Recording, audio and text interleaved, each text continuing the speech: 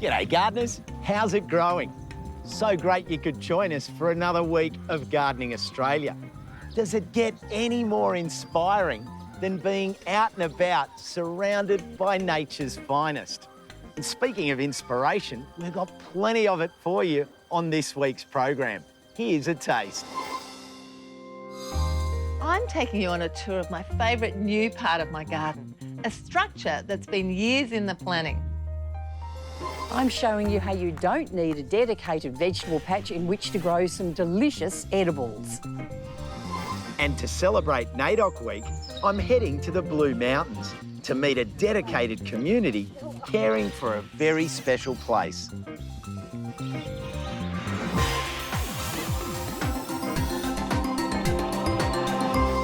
Some of Australia's best gardens are easy to find. They're on the must-visit bucket list of many admirers. I got mine and I'm sure you've got yours too.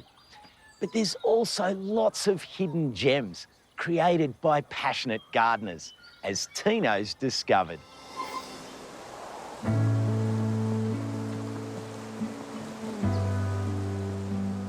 If you follow the Derwent River inland from Hobart, you'll enter the Derwent Valley. The road and the river wind through farmland and scattered small townships. And this one is my destination, Gretna. There's about 50 people who live here, and I've heard that there's one in particular that has a garden that's well worth a look. Right next to the pub and tucked in behind the general store is Chris Smith's place. Chris made Gretna his home about 15 years ago. And don't let the dusty roadside fool you. Out the back, it's another world. Welcome to the iris garden, Tina. Wow. Isn't it a beauty? It's like being in a rainbow. How many varieties do you have? 300 plus, which is a little bit too many, but not quite enough. Yeah, still got enough room for one or two more. Love them. It's gorgeous. It's called the iris virus. You've heard of the iris virus, haven't you? This is peak bloom now. From here in, it's a downhill run, but there's still some varieties that haven't bloomed yet, so there's still a bit of joy to go.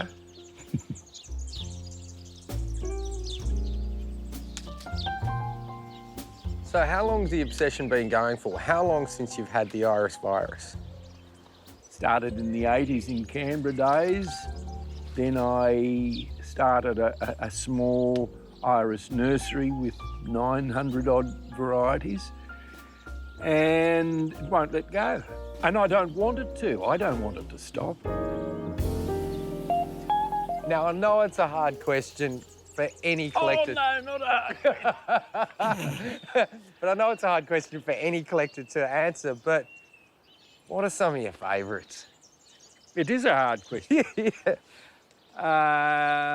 But there's a couple of features. Over the back there, there's a violet dark falls and lighter Top. Yep, purple. yep.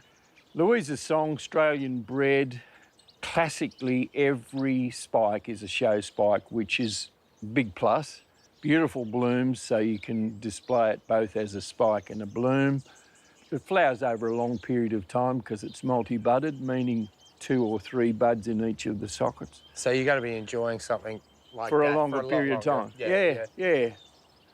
Dinner Talk has always been a favourite of mine. Again, another Aussie bred one. And way over the far side is a Song Smith. Now, can you improve on a Smith unless it's a Song Smith? Lovely one. Not content with what's on the market, Chris dabbles in a bit of hybridising. The first thing I have to do is to get some nice, dry, fresh pollen. That's him. That's the anther there. This is a little anther loaded with pollen that I've just taken off a variety called Excuse Me Darling. Oh, excuse me. And it's going to go on Tango Amigo here. Could you be able to steady that flower for me Not a while problem, I mate. apply the magic potion? Now, the pollen goes on the lip of this stigma, the mother. All 3 if you can. all three parts, and the last one just like that. Now, in a week or so, you come and check this? In about a week, you'll find if it's taken, there'll be a swelling at the base here. I put a pantyhose over the top of it just to protect it and also to keep all the seeds in case it dries out and explodes. Plant the seeds in May-ish, after the hot weather.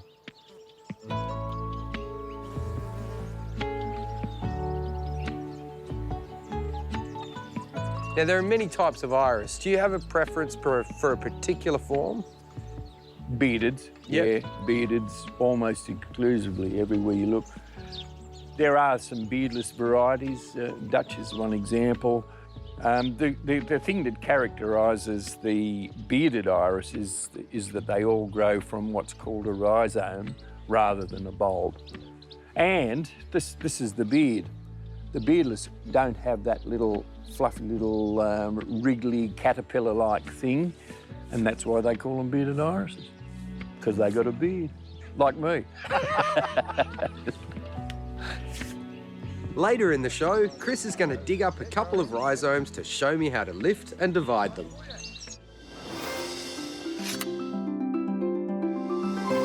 Why does this citrus have flowers but no fruit? Well, this old grapefruit, it is old enough to have fruit. It's older than 5 or 6 years old. Maybe it's the watering. You need to give it a really good deep water once a week, especially in summer. If it's in enough sun, it's got to get at least 6 hours of sun a day. And what about fertilising? Not too much nitrogen, which just leads to leafy growth, a little bit of potash. And if it's really highly stressed, if the days are either too cold or extremely hot, the flowers can drop. What are the best roses for the subtropics? Well, you need to have a rose which is adapted to hot, wet, humid summers. And Rosa chinensis, the China rose, has got those genes. Fortunately, rose breeders have bred that into groups of different roses. So if you're looking to start a rose garden, hunt out tea roses, noisette roses and China roses, and there are a few Bourbons and damask roses which contain those genes as well. My top tip, if you want one rose, is Lamarck, and that is the only rose that I've seen thriving in Sydney, Brisbane, Cairns and Bangkok.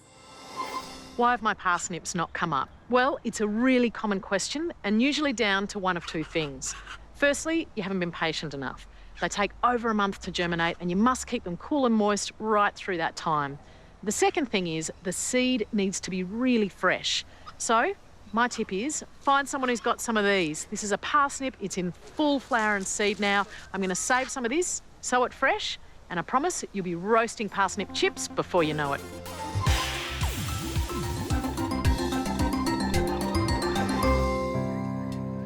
This 30-hectare bushland reserve is at the headwaters of the Katoomba Falls Creek up in the Blue Mountains, and it's the traditional lands of the Gundungurra and Darug people. One of the local Gundungurra men is David King. There are many stories down here, and not just the Aboriginal community, but also the broader community that have come down here and just connected to this beautiful place. One of the senior traditional owners is Auntie Sharon Halls, and like David, she also has a strong connection with this place. I think the significance and the ongoing connection people actually have here is because what it became back in 1901, this is where we actually settled, and it became an Aboriginal mission. And in the beginning, there was, in the first census, there was 8 Aboriginal families living here, but over the years and through into World War II, more families were living here.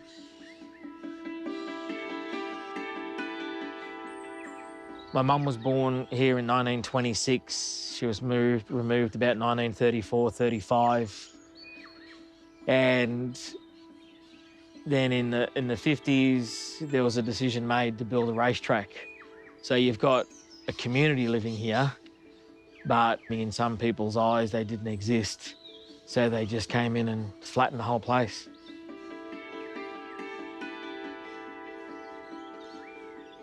So that then meant that what was pretty much a natural area was then flattened, dirt. And then they built the bitumen around the outside and around a car racing track. And then, thankfully, some of the aunts I got to sit with many years ago, a lot of other people that I probably never met, fought for this country. It was still in their heart. It's your home. It's your Aboriginal place. So then in 2002, it got handed back. With the support of local Aboriginal people like Auntie Sharon, David and Gargery Swamp Care began working to restore this important site back to what it once was. Over the years, what we've been left with is what would have been a swamp area. We do have swamp right around us here. So 2011, when Auntie Sharon gave me the phone call, said, could you come up and work with us and help restore this area, this is where we started. So you got your swamp. We've then got into what I would call into a rainforest heath country, back into your open woodland. So you got your big gum trees up the top of the ridge. The construction of the racetrack had a big impact on this delicate environment. The biggest damage was done by putting the drains through the middle of the swamps.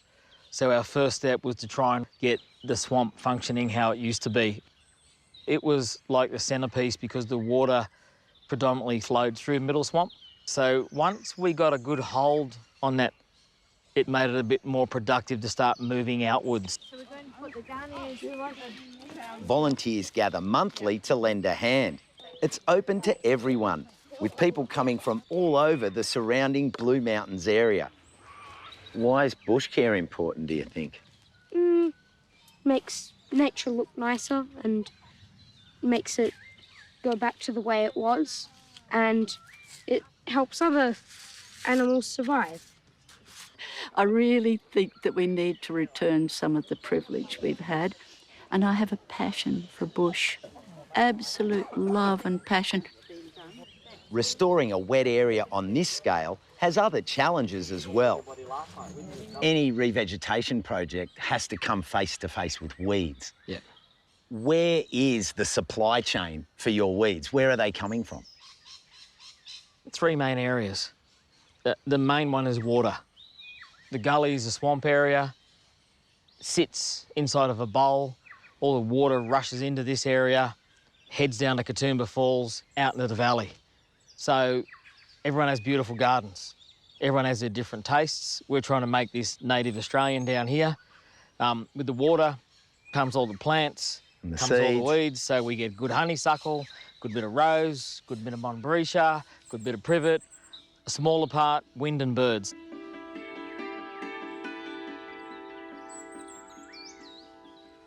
How important is the work that's going on, the restoration? The restoration and the work we do here is extremely important.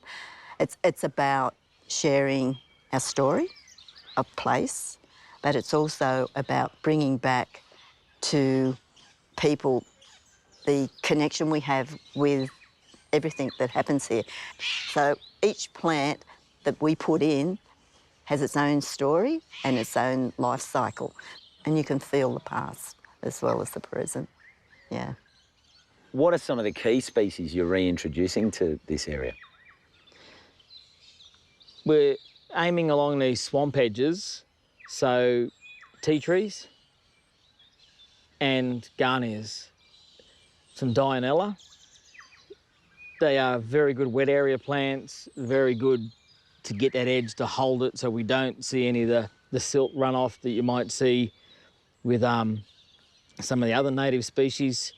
But the tea tree was used for antiseptic, the garnier was used for cooking, the Dianella is like your blueberry. This might seem like a beautiful place combined with a successful revegetation project, but David is looking a lot deeper. As you bring back what is your natural country, the country where the stories were, a lot of the people then remember So that's one key driver for me, is to try and get that bit of bush back where they remember.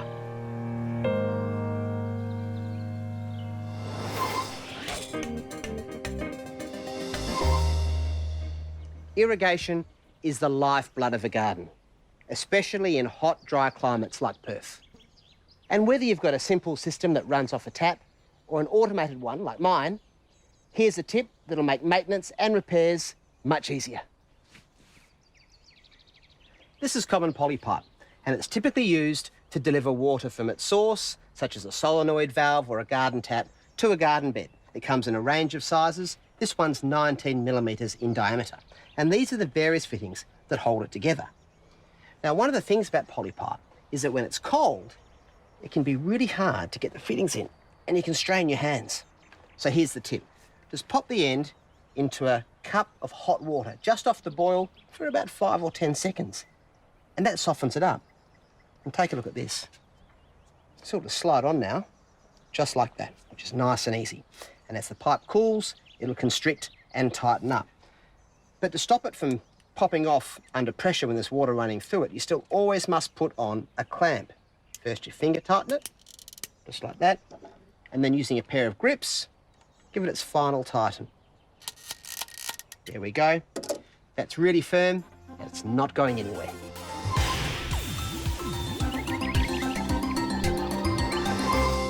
Well, I don't know about you, but I've loved watching Sophie's garden develop, and in some of the toughest growing conditions in the country. Well, guess what? She's ready to show us the latest addition, and I'm as excited as she is.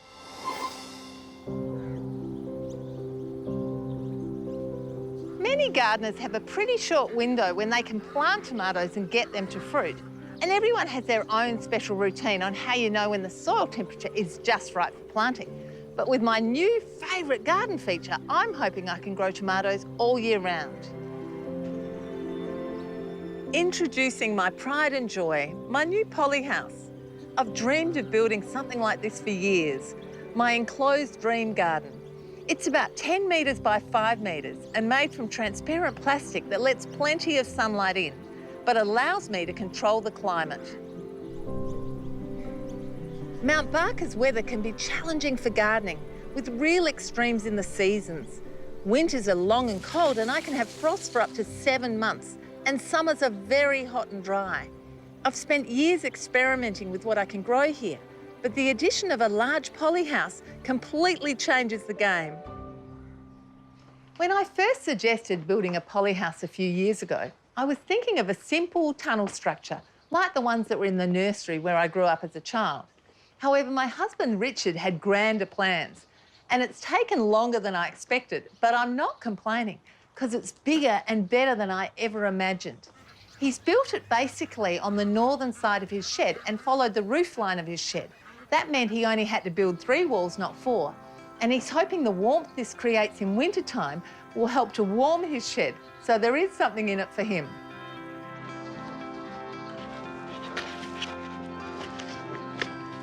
One of the biggest appeals of a polyhouse is being able to grow summer produce like basil, eggplant, capsicum, chilies, and especially tomatoes all through the year. I'm also loving the chance to experiment with subtropicals, things like turmeric, galangal and ginger, as well as lemongrass and curry leaf, which wouldn't be a possibility outside in our frosty winters, but in here, anything's possible. As the seasons change, I'm sure I'm going to find some wrinkles that will need to be ironed out. A polyhouse is a delightful place to be on a sunny winter's day, but in the middle of summer, it can be baking hot. And under such conditions, some pest insects can breed up, things like mealybug, mites and whitefly. So I'm actually going to buy some beneficial bugs and introduce them in here to be preventative against that. To stop this polyhouse from overheating, we've installed sliding glass doors on the outside. When we open it up, it lets cool air in and drops the temperature. I plan to grow vertical veggies on these mesh panels. That'll act like evaporative air conditioning and lower the temperature in here. I've also got plans to use this thermal fabric as a blind on the roof to keep the temperature in here more steady. It's still a plan in progress, but we'll pull it across on those really hot days to keep it more moderate in here, and we'll also pull it across to stop the cold, frosty air seeping in the middle of winter. Most of the garden beds in here are wicking beds because it's all too easy for plants in polyhouses to dry out. I've got 11 beds in here and they're working really well. They do need to be topped up a bit more often than my wicking beds outside, but that's still only twice a week in the hot weather, so that's quite manageable. But I tell you what, I'm loving the growth I'm getting out of these leafy greens because of the consistent temperatures. They've just done amazingly.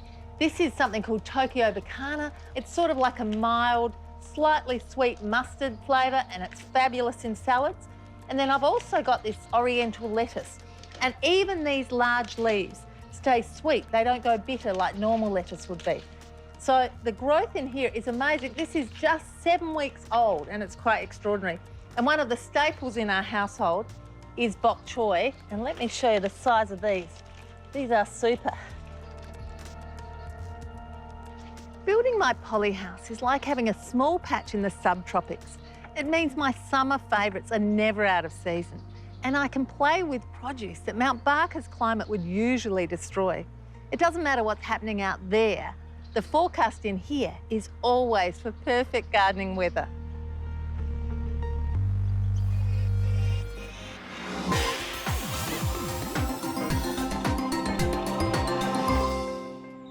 Across Australia, we've been celebrating NAIDOC Week, learning about the First Nations people's continued connection to country. And Millie's catching up with an inspiring woman whose love for growing native food plants has connected an entire community.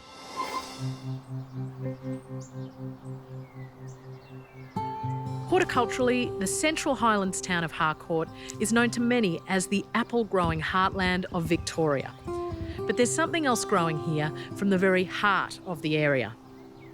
I was born here. My dad's Aboriginal, my mum isn't. I've moved 4 times in my life and I'm still in the same street.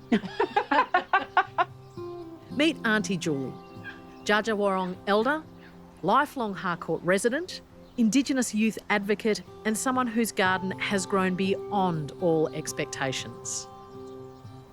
When I retired from teaching, that was a long time ago now, I was a little bit lost for a while, and cooking, I started cooking and I started using a lot of bush ingredients or local ingredients or Australian ingredients in my cooking. And then I thought, I might have a go at growing some of these. So I started off with the myrtles, the lemon, cinnamon, aniseed and curry, and because they're quite easy to grow. And they're very easy to use. And then I sort of branched off into the pepperberries because the leaves and the berries are easy to use. And if her herb cupboard is anything to go by, she's had a lot of success with unusual Australian ingredients.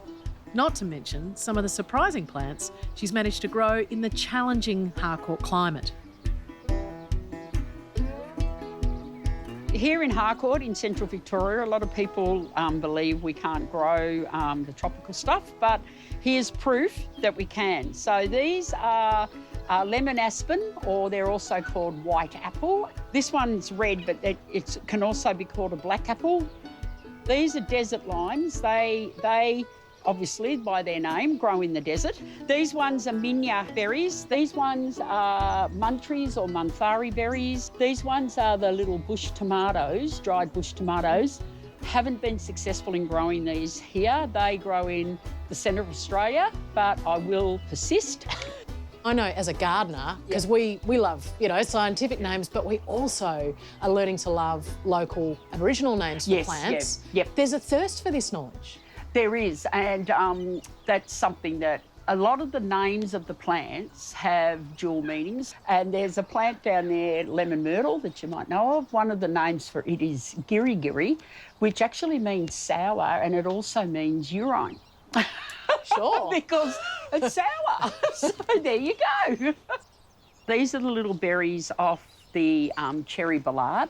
I picked these yesterday. Now, The cherry ballart is a hemiparasitic tree, and it grows all around here. But we see this as a sacred tree or sacred leaves because the little tree has to attach to a big tree.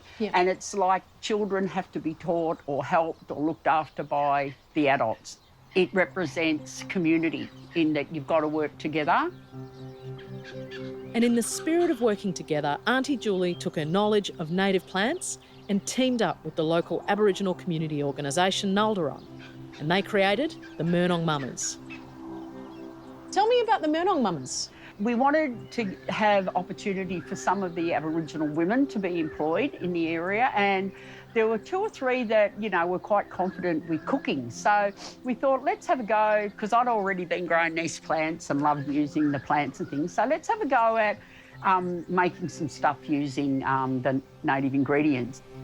There's probably up to about 8 Aboriginal women now that have been employed with Murnong Mamas. So it became like a little catering business.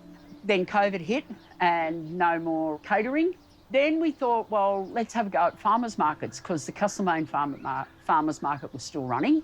And so what we've been doing there is some of the produce that we've created, which is like curries using a range of bush tucker ingredients in them, the salts, so making a whole range of salts. Murnong Mamas co-founder Melinda Harper believes that by creating delicious food with traditional ingredients, it also introduces the local people of Castlemaine to the local culture. Auntie Julie's a great educator, so it's sort of educating. That's a part of what we're doing. You've got food from all over the country here. What are some of the most popular? I would say the Ore, which is the Davison plum. Oh. That's the powder. It's a date ball, like a protein ball. So it's got a sweet and sour taste. I'll try a little bit of that powder. Course. That is such a beautiful tart, but it's not intense. It's not making your tongue disappear. It's really rounded and quite sweet. You're also giving people ideas of how to use some of the ingredients. Yeah, so, you know, people love our wattle seed biscuits. So we thought, well, if people are going to buy wattle seed, we could give them the recipe. And, you know, it's about education. And what goes well with a wattle seed biscuit? Well, naturally, it's a cup of tea courtesy of entrepreneur Charlie Dunnerly Lee, who's worked with Auntie Julie and the Murnong Mamas. What's this, Charlie? This is the strawberry gum, lemon myrtle and native redback ginger wunmuruk. Yum. Tell me a little bit about your business. So my business is called Jar Wunmuruk and we're an Indigenous herbal loose leaf tea company. And we formed about a year ago when I did the Auntie Julie's Bush Tucker course. Do you reckon this is going to be something that gets bigger and bigger? Like, is it a business you want to pursue? Definitely. It started out as a hobby, but now it's actually grown into a business. Like, we have a website now, and so I do think it could get bigger, but it's pretty exciting. This is exactly what I want to see happening, is our young people, you know, being able to move into an area. And she's actually selling her teas in the USA now. You spoke before about wanting to encourage people to grow these, and this is a big part of your life, isn't it now? It is, and people are embracing it. And kids, if they learn about these things, then they look deeper when they're out in the forest or in the bush. And it's a lot of fun.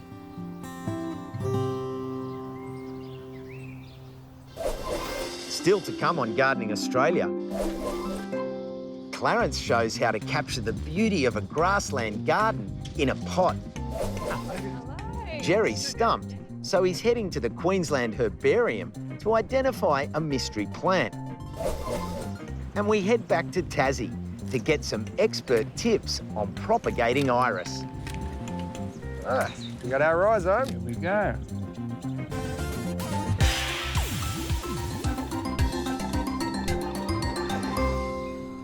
To be able to pop out into the garden and pick some leafy greens for a salad is one of life's great pleasures.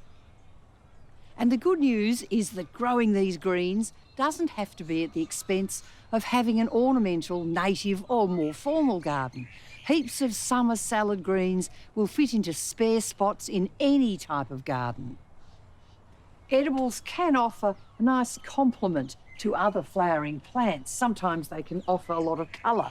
And one in particular is the chard. Very like a silver beet. It's got these amazing stems. You can get red varieties, orange, yellow, even white, and the whole plant is very edible. And what about things like chives? Even onions can look rather ornamental. Any garden needs herbs because they're easy to grow, and the more you pick them, the better they grow. And this is that lovely purple flowered thyme, which is so useful in so many ways. Oh, lovely. Some of the most attractive edibles are things like the lettuces, and this is a little mixed bag of lettuces, green and burgundy, and they're just a good plant to pop in amongst things and let them grow rather haphazardly and loosely, as my mother would say. Japanese mizuna. It's a beauty because it's got a peppery taste, but if you don't like that, just grow it because of these wonderful serrated edges to their lime leaves.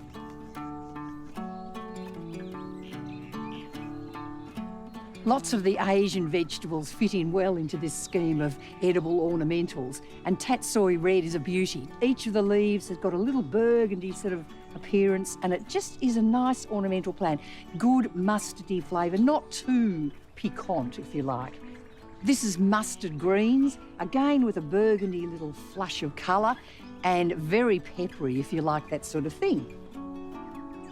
And don't forget about carrots. They've got lovely fine foliage, edible of course. This is called black nebula, so the actual carrot root is quite a dark colour, and it's a beauty. Contrast in any garden is really important, and that's why I think the colour grey, provided by foliage, is a really good idea. And there's a few ornamental edibles that do have grey leaves. This would go at the back of the garden. It's a globe artichoke, fantastic flowers, and that's the thing that you're looking for to eat eventually, but isn't that a beautiful looking thing? Ornamental as anything. This is blue curly kale, and it's a dwarf variety, and it's a really good one because it only grows about 60 centimetres, and certainly you can use all the leaves. This one is a gem. That's Russian red kale, and again, it's only small growing, but colder the weather, the more colourful it gets. You can steam it or stir fry. You can even make chips out of it. Kale chips are the go. Pick the leaves, put them onto a flat tray, a little bit of oil, pop them in the oven for 10 minutes and bang-o, you've got a popular dish. If you're wanting something a little bit more formal, what about a soft edging around the front of the border of your garden? An easy to grow example is the flat leaf parsley. It's amazing. It'll self-seed, it's green, you can pick and pick and pick it. It's a wonder. And for a different kind of parsley, you can of course have the curly leaf parsley. But what about this one? This is a double curly leaf. It looks like someone's given it a perm. It's quite fantastic.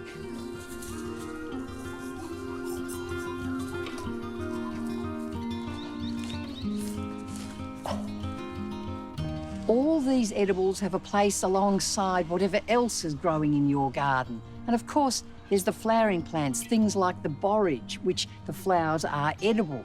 I love the blue of the borage. Bees love it too, but do take care. It can get out of control. You can find your whole garden taken over by borage. Just be prepared to prune them back quite hard. Plants like these can give you the best of both worlds. They can provide a lovely zap of colour, and in a more formal way, if you plant them as a border, it makes for easy picking.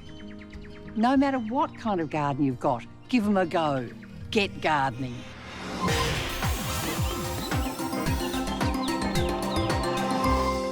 A lot of gardeners want to grow a little piece of the Australian landscape at home.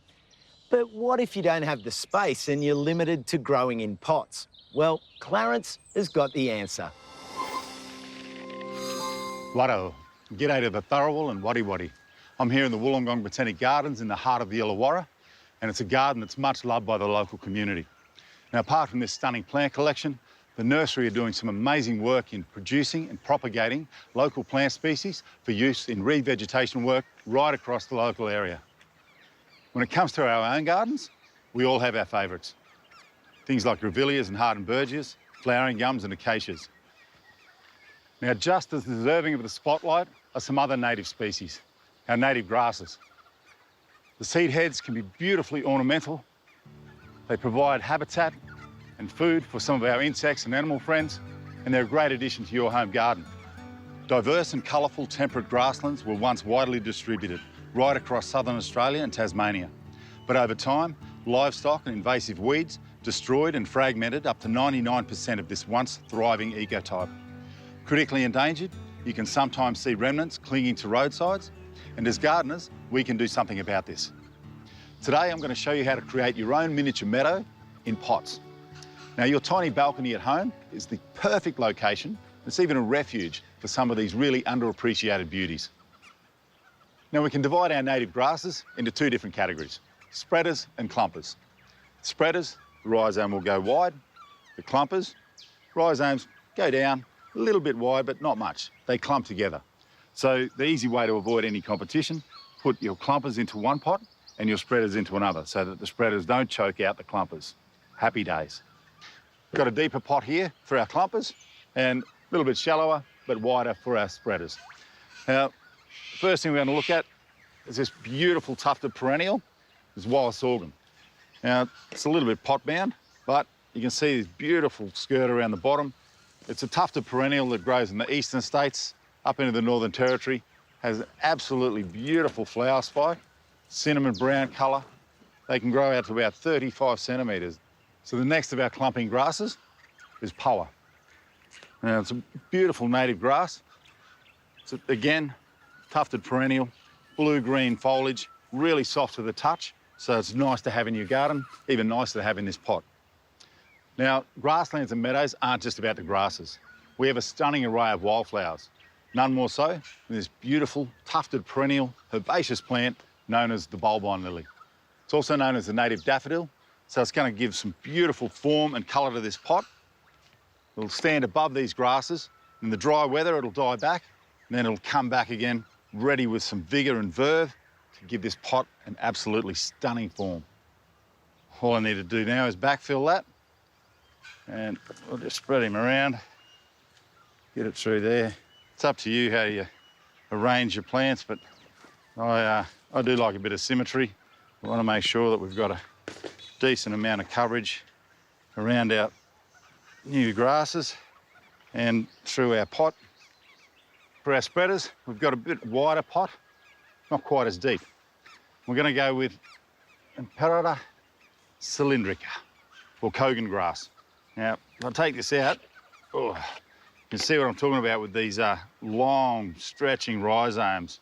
So this can take over in your garden, so it's perfect for the pot. It will grow quite vigorously, so we'll leave that one to sit here.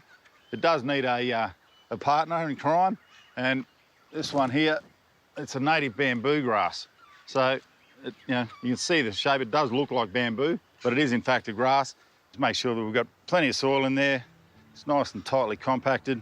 In a very short period of time, you'll have a pot that is literally bursting with metre-tall grass. Lovely white flower heads, be absolutely stunning grassland in a tiny pot, easy for you to do at home, to have your own little piece of the sweeping plains. And added to that, the fact that they improve local biodiversity. If you are worried about them taking over, it's so easy to put them in pots. Voila.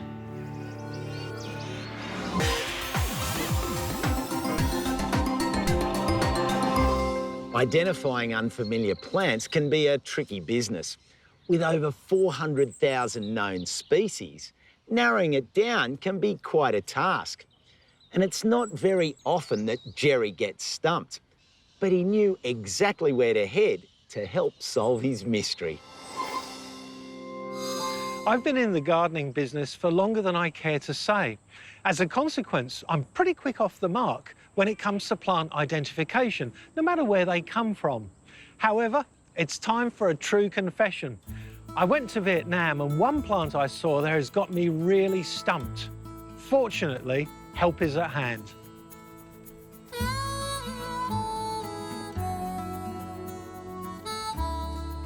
We're visiting the Queensland Herbarium here in Brisbane, where botanist Laura Simmons is going to put her detective skills to work.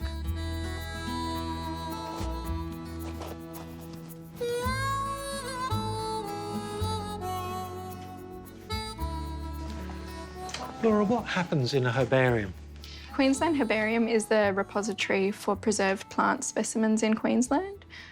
Essentially, we're a database. We're a physical database as well as an electronic database, and we have a lot of historical data. So we've got specimens that were collected by Joseph Banks. This is clearly an amazing community resource, but today I'm hoping to take advantage of you to help explain what this plant is. Well, Jerry, I think we can help you out because one of the things that we offer here at the Queensland Herbarium is a public identification service. So people will bring in their preserved specimens, something fresh, and occasionally a very good photo, such as yours, and we'll work off the key features that are presented to us and try to identify the plant for you.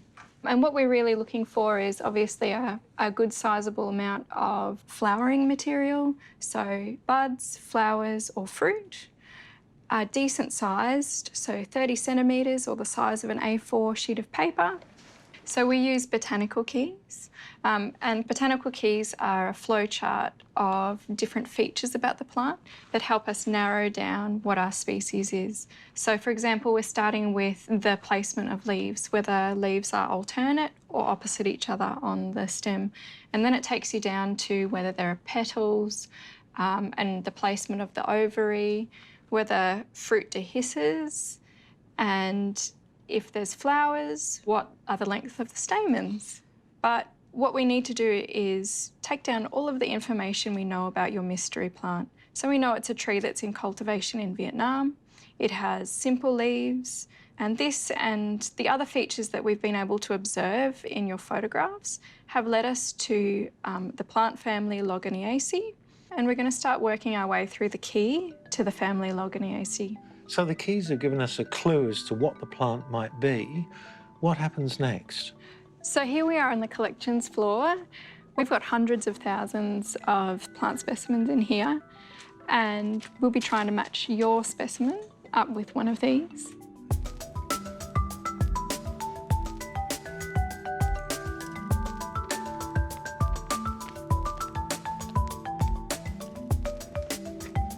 It's great that the public get this access to the herbarium.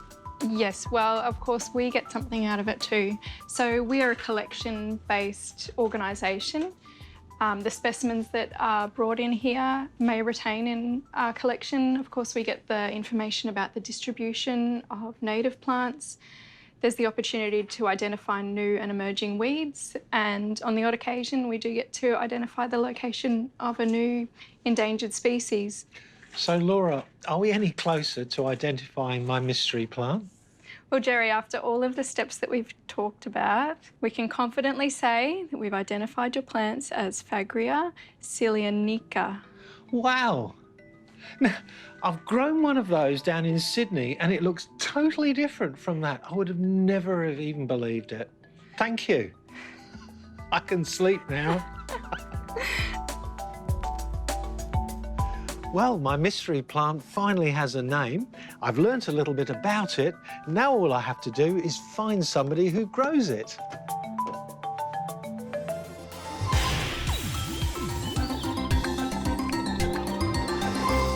Let's head back to Tino, who's getting some expert tips on spreading the iris virus. Chris's backyard doesn't suffer from a lack of irises. And we're about to lift and divide some rhizomes, so next season he'll have even more. This is an iris that needs moving and dividing, and as you can see, it's in the worst place in Australia anyway. So pop that shovel in underneath there, Cobber. So it's a bad spot because it's quite shady? Too shady, too much competition. Got him? There. Yeah, pop. Right, we got our rhizome. There we go. Once the rhizome has actually flowered, it won't flower again. So this part here, it's discarded. So we can take that fellow off and that fellow off. Then that's next year's flowers. And this piece goes to God. I've trimmed the leaves back. This variety here has got some roots which will keep it nice and stable. Blood and bone underneath has already been done. The rhizome should be planted just so that half of the rhizome at least is exposed to the sun. But so it's stable. So it's stable. That one will be like that because it's got its own roots. This one here, I'll plant it, but then I'll heap the dirt up around it to hold it in place until it forms its own roots. And you'll know when it forms its roots because the leaves will actually start to extend. Now, you've been good enough to demonstrate this for us at this time of the year, but when would you normally do this? Ideally after the really intense heat of the summertime. After they've flowered, they go into a sort of a semi-dormant or a dormant stage, and it just seems counterproductive to plant them when they're dormant because you've just got to maintain the soil moisture, whereas in the end of January into February, it's a perfect time, they're ready to go again. Well, 5 new irises. Ta-da! I don't know of another flower that has the range of colours and heights and flowering period. You know, just the sheer beauty of the single bloom and the spike and then the mass. You see a clump of them and it's just, you know, it's thrilling to me. Yeah, just love them. With just about every square centimetre of Chris's garden already dedicated to the showy flowers, it's hard to imagine where he'll fit next season's experiments. But I'm sure he'll find a way. You know, I'd like to keep gardening and keep hybridising and keep growing until I can't bend over. When I can't bend over, I'm buggered.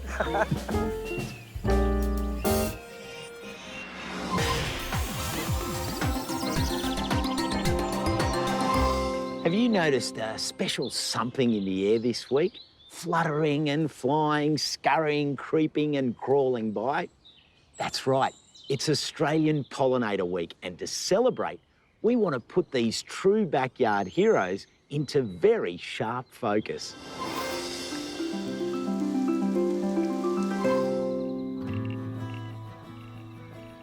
My interest in photography came first. My dad left his old camera at our place. One day I found it and I became really fascinated by it. And I found myself just preferring to take photos outdoors. That led me to take photos of flowers. And eventually the insects start coming to the flowers. So I start focusing on the interaction of the insects with the flower. And that really led to the passion for insects as well.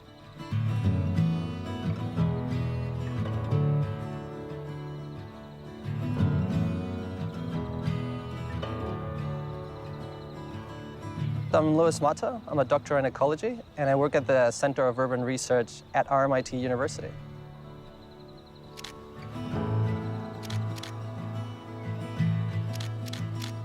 To study insects, we go out into the field. We are in the Royal Park in the city of Melbourne. It's quite large, it's about 1 million square meters. We try to be as unobtrusive as possible. So we develop methods as direct observation, which is basically about just being mindful and careful around a plant species and just observing how the insects come in. When that doesn't work for some other type of insects, we use a sweep net. It's very good to just sweep this net across the above ground vegetation, and then the insects fall into this net and they don't get damaged. So it's a really good moment to just observe the insects in the net, take observations, notes, and then we can release them back into the vegetation.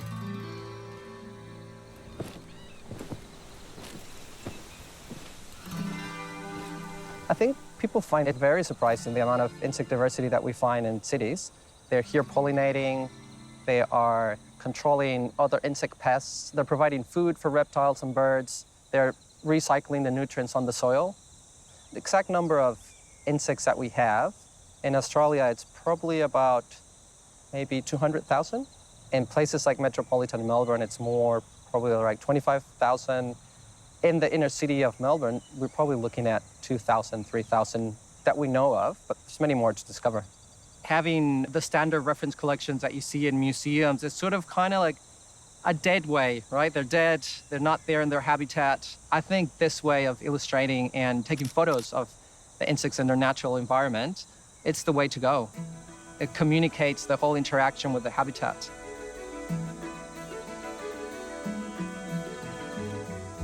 Insects, they're difficult to notice, even the larger ones. I think that's why people are drawn to pollinators in a way. Just something that makes sense because people mostly are looking at flowers and then it happens that the pollinator comes and they observe the pollinator. So in that sense, pollinators like butterflies and bees are easy to spot.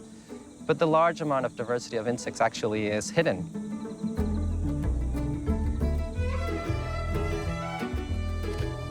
We have found that native indigenous grasses are the best for insects. Like the common tussock grass has over 100 associated insect species. So it's really easy to find things to photograph. You might find them on the leaves, on the stem, even near amongst the vegetation.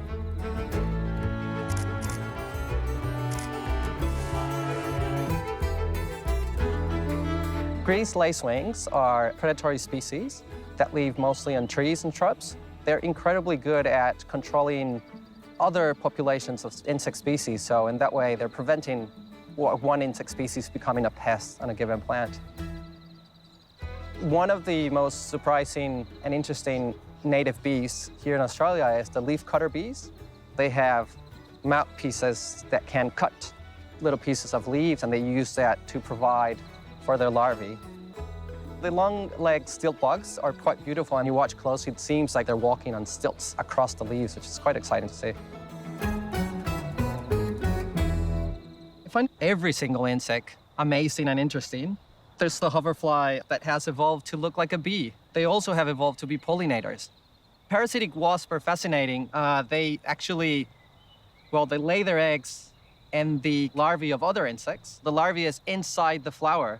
And so the parasitic wasp is actually trying to put her stinger through the flower to reach the little insect larvae that are inside the flower. Jumping plant lice are very small. Most people will know them as lerps, which are these sugary white structures on the leaves. And that's basically the jumping plant lice. Adult female has laid a little egg on the plant, and that egg would then start secreting sugars that make that really beautiful lerp structure that actually is quite nice. I like eating them. They're quite tasty food.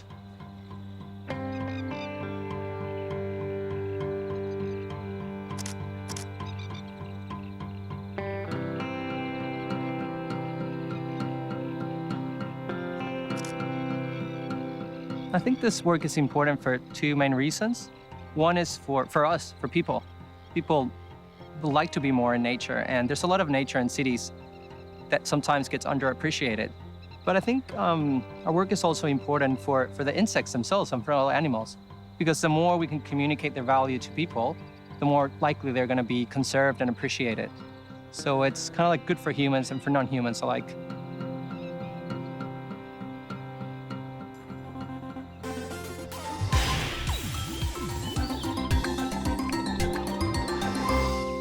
So how did you go with your jobs last weekend? Did you tick a few off? Well done, but don't get too comfortable because I've got a few more to add to your list.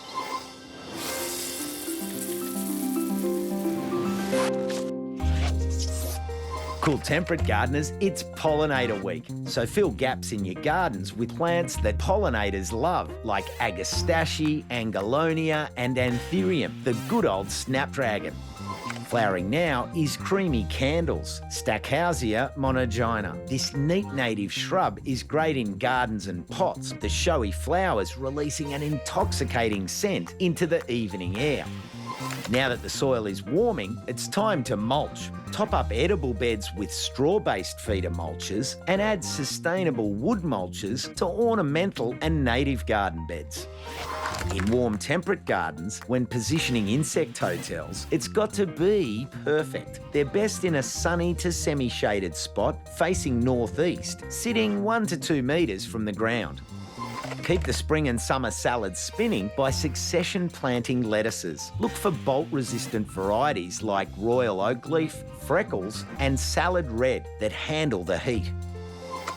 A trim and tidy will keep camellias looking terrific. Remove protruding or untidy branches and don't be frightened to prune hard. It'll bounce back, flowering within 2 years. In the subtropics, it's the perfect time to plant okra. Harvest young leaves and pods from 8 weeks for use in soups and stews, while older pods can be pickled or blanched.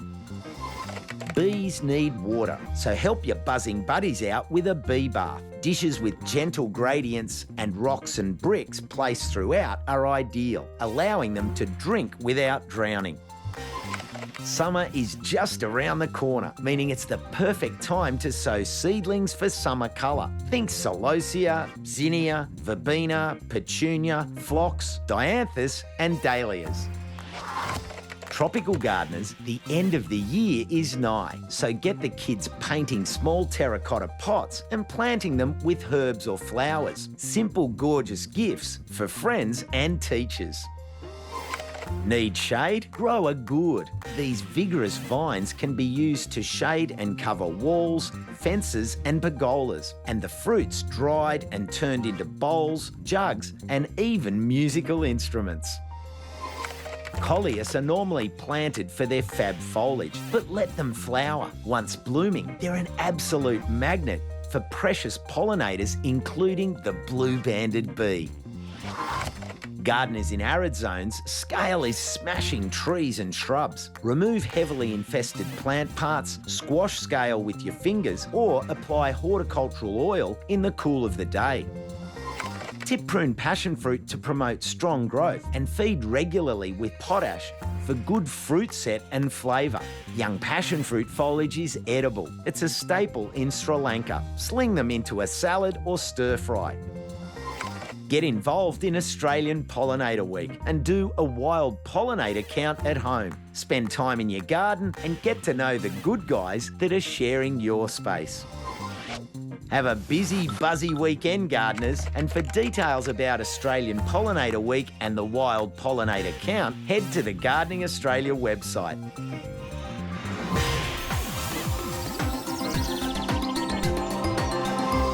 Well, that's all we have time for. Have a great weekend, everyone, celebrating this amazing country and its culture. It's yours to care for, learn from, and grow in. See you next week. I'll show you how to create a classic cottage look using Australian native plants. Today, I'm out in the garden with this. No, it's not a magic wand, but it can help you turn tiny little seeds into buckets of food. And our houseplant hero, Craig Miller-Randall, is back to help you spot and solve some common problems.